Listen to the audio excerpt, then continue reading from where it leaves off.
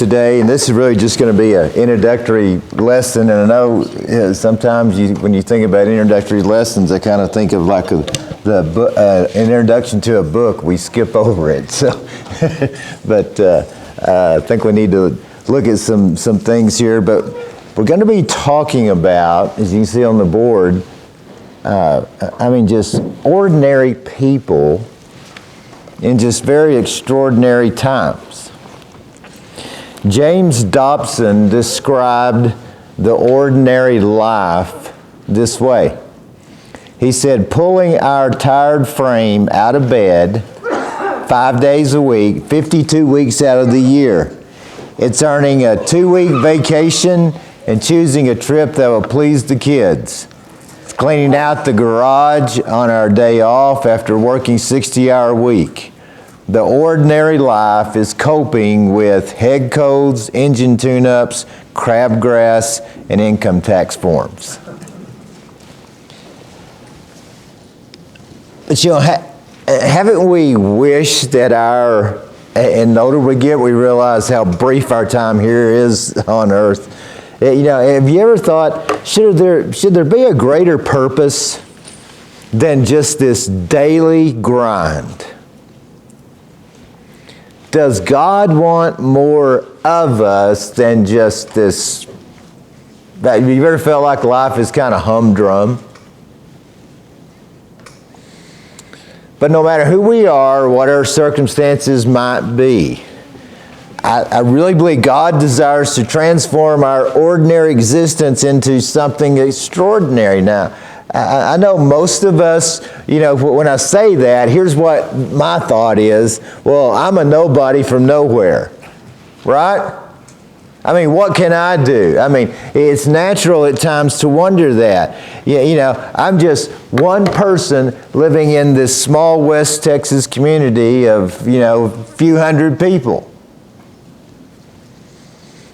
But never underestimate the difference one person can make. And you've heard me say this before, and I'm probably going to say it about 3 or 4 times during this lesson. But God has placed each of us in Sudan, in Littlefield, Muleshoe, the surrounding areas where people come from, for a purpose. We are not here by accident. God is in the business of using the ordinary people where we are to do extraordinary things. And the example that we're going to be looking at over the next about 7 or 8 weeks is maybe not what we expect, because we're going to go back thousands of years and look at the life of Elijah. He was this man of humble beginnings who lived in Israel in really some of the darkest of days. You start reading through 1 Kings, and we'll look just at a couple examples today, but some of the things that happened back then, and I tell you what, maybe it's not quite that bad after all. Maybe it's not as bad as we think. Now, I'm the first to say that the anti-Christian culture, it seems to be growing. We look over the horizon of our time on earth, and probably all of us would probably say, wow, we never thought it would get to this point. Have you ever wondered how many generations said that?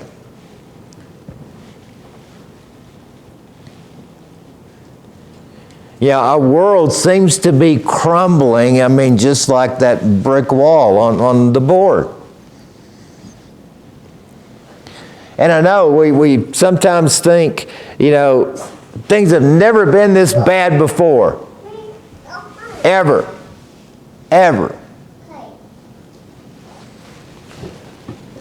But then you go and look, you go to the Bible and you look at it, Abraham, Moses, Sarah, Elijah, and we think, Wow, I wish I'd have been them. Being godly back then would have been a whole lot easier.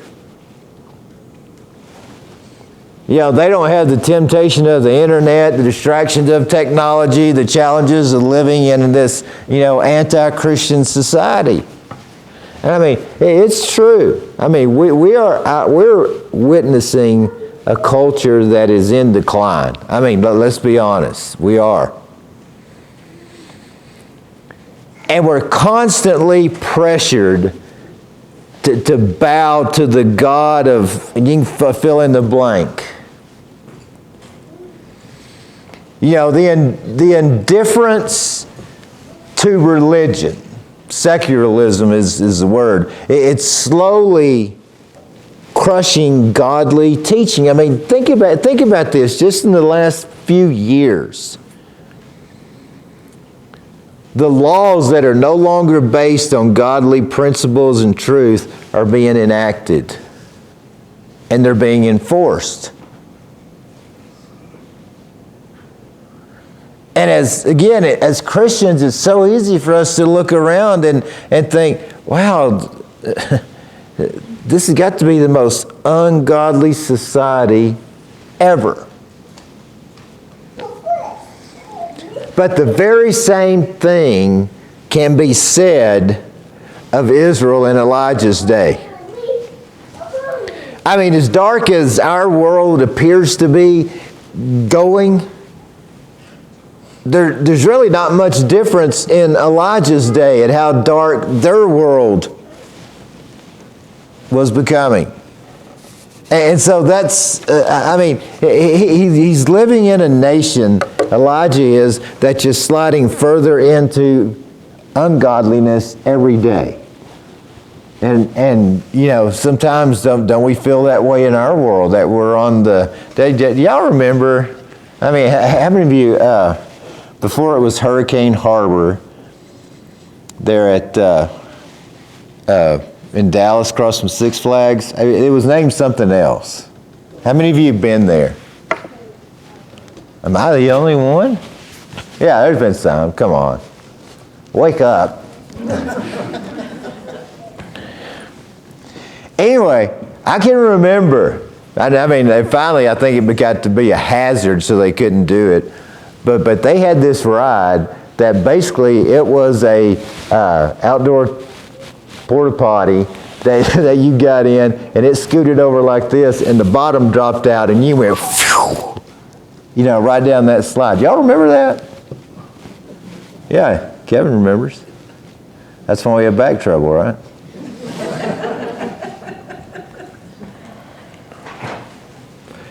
That's sometimes how our world seems to be heading, just on that slide down. But what we're going to see, and I mean, that's a lot of, I know that's been a lot of negative stuff to start off. That's why I told you this is the introductory lesson. But we're going to see how an ordinary man decided, that I'm going to choose to do things God's way, regardless. So I want you to turn. We're going to begin 1 Kings 11. We're just going to skip around to a few verses today. Then we'll go back and look at a lot of these in more detail in the coming weeks. But Elijah's story is recorded in 1 Kings. And this book opens and closes with death. David dies in chapter 2. And then the very last chapter, I believe it's chapter 22, Ahab dies.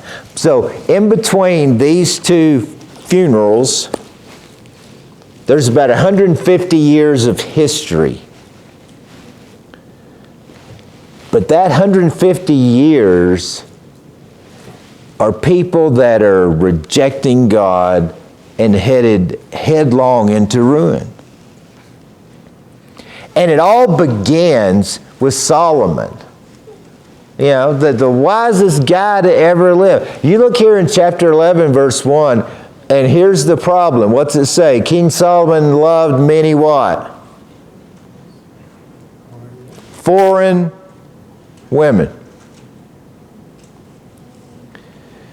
which, by the way, was a violation of God's law from the book of Deuteronomy, because God said, you know what, you go hanging around ungodliness long enough, what happens? And that's what happened. And then you get to verse 3 of 1 Kings 11. And I've always had a little issue with this. He's the wisest guy to ever live, the richest guy to ever, what wisdom. I mean, we go to the Proverbs to read of all of his wisdom. And yet verse 3 says he had 700 wives and 300 concubines. Now, I cannot quite wrap my head around how that's a lot of wisdom. And then you got to throw in all the mother-in-laws, right? With all those women and all their families. You know, and I mean, we're thinking, wow, we've dealt with one through the years. And here's the deal: those women, you read in verse 2, turned his heart away toward foreign gods. And even, you keep reading verses 4 through 8, and Solomon sets up even these pagan places. Solomon sets up these places of worship for his many wives. And starts this drop like at Hurricane Harbor of ruin. Then a guy by the name of Jeroboam comes along the scene, and now they're worshiping bulls, and it kind of reminds you of the golden calf in the wilderness. But nothing, I mean, all the stories that are led up to this point, they're nothing compared to Ahab. And it's funny because I guess just growing up in our era, if I say Ahab, what typically comes to your mind? Ahab the Arab, yeah. I had his name 5 seconds ago. Ray Stevens. That's what comes to my mind. I think of Ahab the Arab song. Anyway, sorry, that was just free. You flip over a few pages in 1 Kings 16, verse 25. Ahab's father's name's Omri.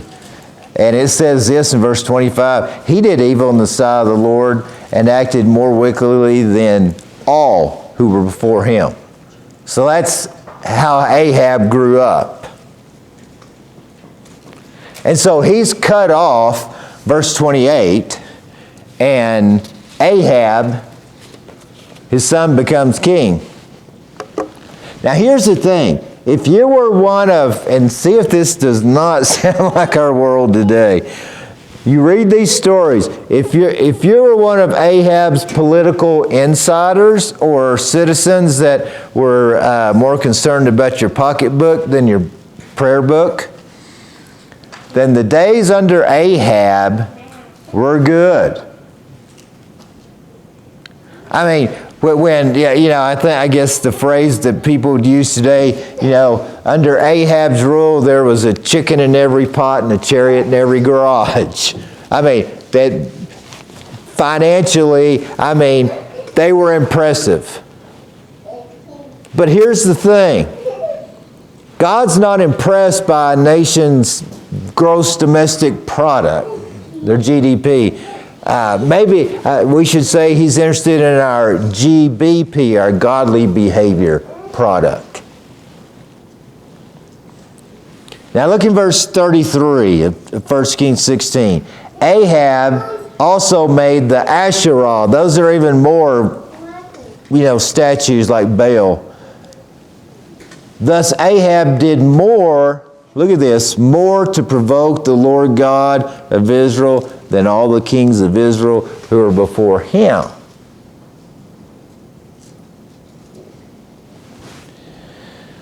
So what made Ahab Israel's most despicable king? in God's eyes. Go back to verse 31. It came about as though it had been a trivial thing for him to walk in the sins of Jeroboam, the son of Nebat. Then he married, here it is, then he married who? Jezebel. The daughter, here's the clicker, and back in that day, he marries her because she's the daughter of Ethbaal, king of the Sidons, and they went to serve Baal and worshiped him.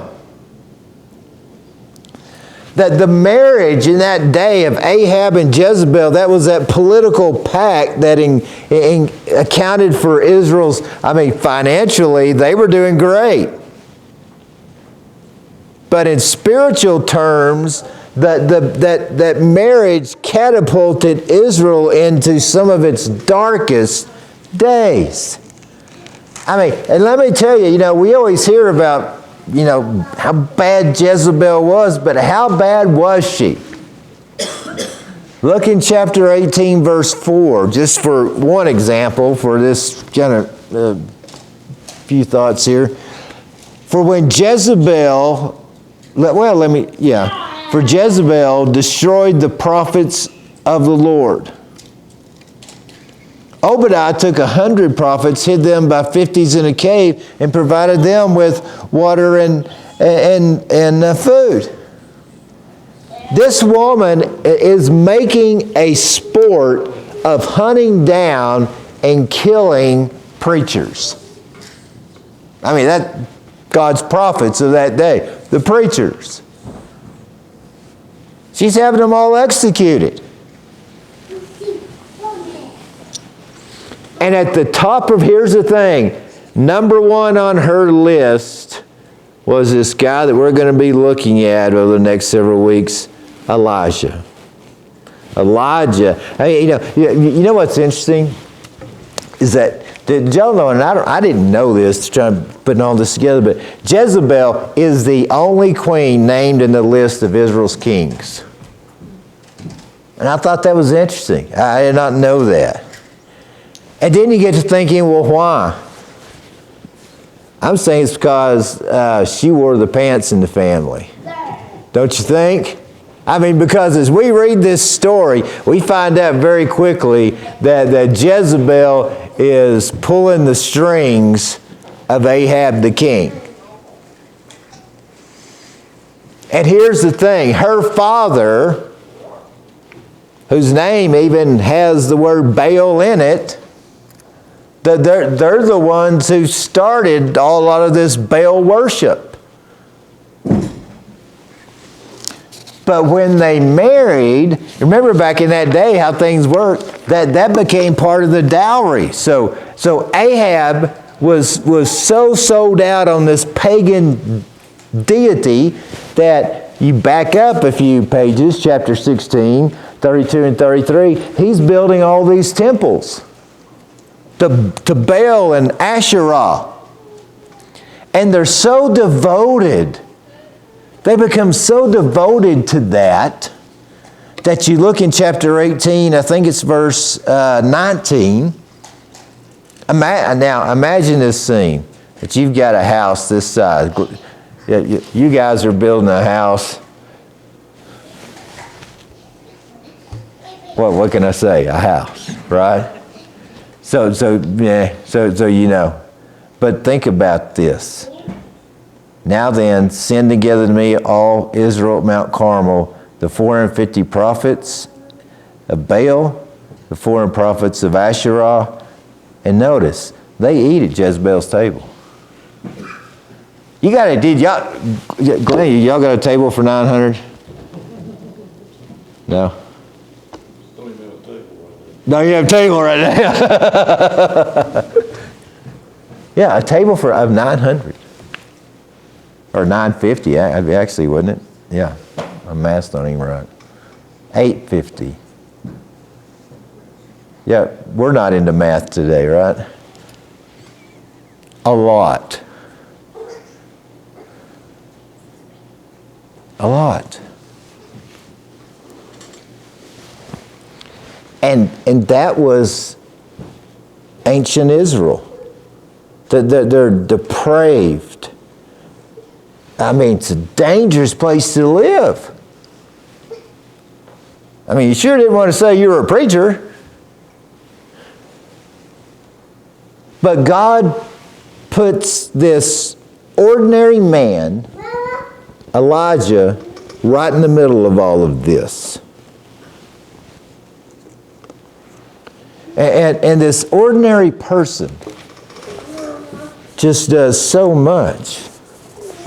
And I mean, we know him as, probably if I had said the word Elijah, probably what would come to you would be what Larry read for us in James 5. And we think of him being the man that has the power of praying.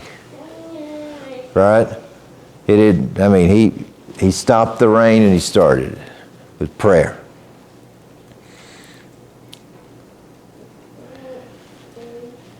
And it's interesting there in verse 17 of James 5, it says this, that he prayed, or 5:17, he prayed earnestly.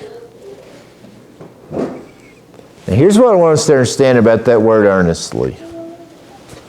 That's habitually, that's continually, it's like breathing. And I don't know how often we've ever thought of prayer like that as breathing. But let me ask us this. If we had to remind ourselves to breathe today? No. For Elijah, prayer was like breathing. We're going to see. We're going to look, let me just kind of tell us what we're going to look at, then we're done. We're going to look at the life of Elijah and see next week that to discover our unique purpose in life. Then we're going to look to determine to influence our culture. We're talking about waiting on God's timing. One of the more difficult ones, I think, we're going to look at burn the ships, which I've told you that story before. Unleash the power of prayer. And the last two that he really teaches us is learn how to handle bad days and live with the end in view. Let me close with this. God's placed us here to do as Elijah did. To make a difference.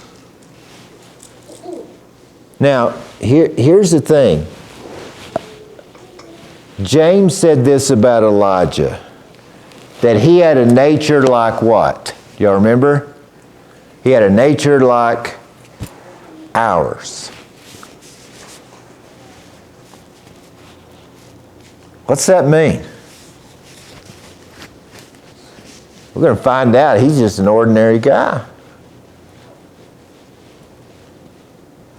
And you know, the one thing I've learned in 25 years living here is, you know, there's a lot of ordinary.